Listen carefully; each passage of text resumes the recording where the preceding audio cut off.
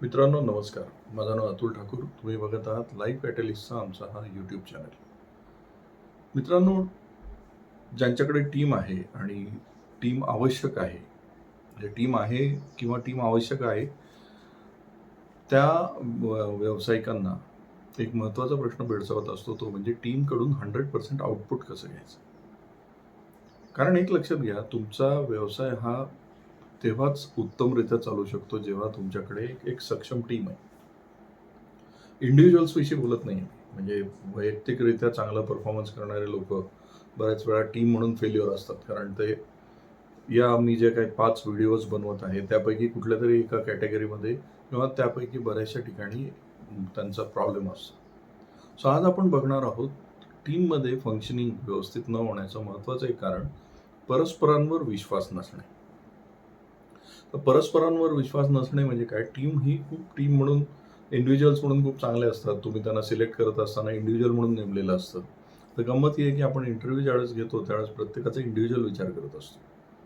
हा विचार करत नाही की याच्यामध्ये याचं आणि जनरली आपण त्याची टेस्ट घेत असताना किंवा प्रश्न विचारत असताना त्याच्या क्रायटेरिया बघत असताना त्यांनी काय काम केलंय, किती काम केलंय, त्याचा शैक्षणिक हे काय, क्वालिफिकेशन काय किंवा त्याचा आत्तापर्यंतचा अनुभव काय हे बघत असतो. पण त्याच्या स्वभावाविषयी किंवा त्याचं बिहेवियर हे जनरली आपल्याला पटकन लक्षात येत नाही.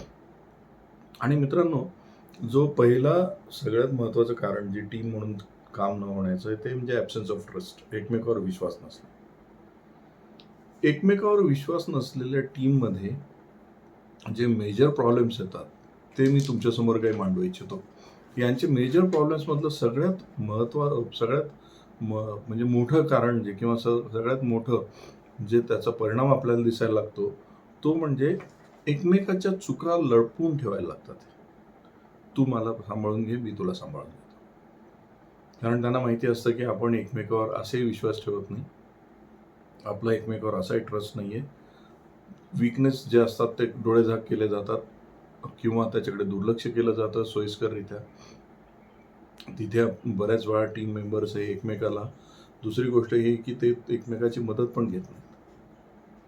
म्हणजे ते वीकनेस लपवतात आणि सगळ्यात महत्त्वाचं ते वीकनेस लपवण्यानंतर मदत पण घेत नाहीत. कारण त्यांना असं वाटतं मी जर मदत घेतली आणि एक्सपोज झालो तर मी जर यामध्ये माझा वीकनेस जर दडवला नाही आणि मी जर समजा माझा टीमसमोर माझा काही वीकनेस दिसला, माझा मदत घेतल्यामुळे त्याला माझ्या काही निगेटिव्ह गोष्टी लक्षात आल्या आणि त्याचा त्यांनी फायदा घेतला तर, कारण लॅक ऑफ ट्रस्ट आहे ना, विश्वास नाही आहे.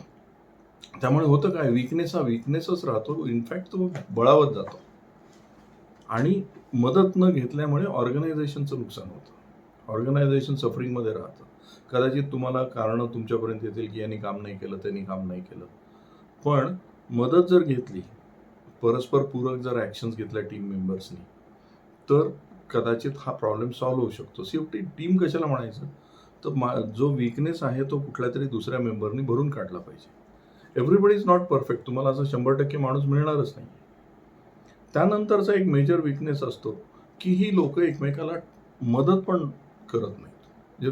दे don't offer their help to each other. म्हणून मला काय करायचं, मी माझं काम करेल, माझं काम व्यवस्थित करेल. ते तुमच्याकडे रिपोर्टिंग करत असताना पण मी कसं चांगलं काम केलं आणि इतरांच्या कामामुळे आपण कसं सफर होतोय हेच सांगतील. तुम्हाला पण लक्षात येणार नाही की माझ्याकडे एवढे सगळे इंडिव्हिज्युअल्स चांगले चांगले घेऊन माझं काम का होत नाही, माझे ऑर्गनायझेशन त्या लेवलला फंक्शनिंग का नाही करत आहे. मित्रांनो, त्यानंतरचं एक महत्त्वाचं कारण म्हणजे त्यांना लक्षात येत नाही की एकमेकामध्ये स्ट्रेंथ्स काय आहेत. असे एक लक्षात घ्या, टीम तेव्हाच काम करू शकते जेव्हा त्यांना लक्षात येतं की एकमेकांमधल्या स्ट्रेंथ्स काय आहेत, त्या स्ट्रेंथचा वापर मी कसा करून घेऊ शकेल. कोणी एक्स स्किलमध्ये जर तो पारंगत असेल तर कोणी वायमध्ये असतं, कोणी झीमध्ये असतं. टीम जर एकमेकावर विश्वास ठेवत असेल तर ते या एकमेकाला सपोर्ट करायला लागतील. ते कधी कधी बढावा देतील की माझ्याऐवजी तू हे केलं तर चांगलं राहील. पण ते हे ओळखू शकत नाहीत किंवा ओळखायचे त्यांच्याकडे वेळच नसतो किंवा इच्छा पण नसते की एकमेकांमध्ये जे चांगलं आहे त्याचा वापर माझ्या ऑर्गनायझेशनला कसा होईल. याचा सोर्स परत एकमेकावर विश्वास नसणे हाच आहे मित्रांनो. त्यानंतरचा एक इंटरेस्टिंग जो मी माझ्या ट्रेनिंगमध्ये पण पाहतो की टीम मेंबर एकमेकाविषयी ग्रजेस पकडून बसतात. काही पूर्वग्रह असतात, काही त्यांच्याविषयी मनामध्ये ज्याला म्हणतात आकस पकडून बसतात की ठीक आहे, मी तुला बघून घेईल किंवा मी दाखवून देईल, मी वेळ आली तर तुला अशीच अडवणूक करेल, कारण त्यांचा परस्परावर ॲज अ टीम म्हणून विश्वास नाही.